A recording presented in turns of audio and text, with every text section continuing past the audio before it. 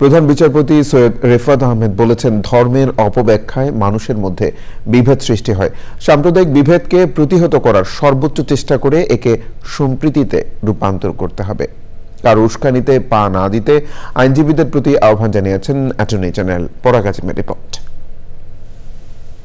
Supreme court আইনজীবী সমিতি বিজয়া পুনর্মিলনী ও বাণী অর্চনা উদযাপন পরিষদের আয়োজনে বিজয়া পুনর্মিলনী 2024 সনাতন ধর্মাবলম্বীরা ছাড়াও অনুষ্ঠানে অংশ নেন সুপ্রিম কোর্টের আইনজীবীরা। বক্তারা বলেন, এদেশে ধর্মবর্ণ নির্বিশেষে সবার সমান অধিকার, ধর্মীয় চিন্তা চেতনার ঊর্ধ্বে উঠে সবাই বাংলাদেশী। বাংলাদেশকে নিয়ে যদি আমরা কোনো অঙ্গন থেকে কেউ বিভাজনের রাজনীতি করি, ধর্মের রাজনীতি করি, বিভক্তির রাজনীতি করি, তাহলে কেউই আমরা সেই ক্ষতি থেকে ঊর্ধ্বে আসতে পারবো না বলে এটা আমি বিশ্বাস করি। অনুষ্ঠানে প্রধান অতিথি ছিলেন প্রধান বিচারপতি সৈয়দ রেফাত আহমেদ।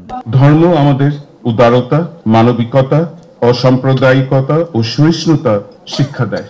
আবার ধর্মের অপব্যাখ্যায় অনেক সময় মানুষে মানুষে বিভেদ সৃষ্টি করে। তাই আমাদেরকে ধর্মের মানবিক শিক্ষা গ্রহণ করে বৈষম্যহীন সাম্প্রদায়িক সম্প্রীতির বাংলাদেশ গড়ে তুলতে হবে। বিভেদের দেয়ালগুলোকে সম্প্রীতির বন্ধনে রূপান্তরিত করার মাধ্যমেই মানব জাতির মুক্তির পথ নিহিত।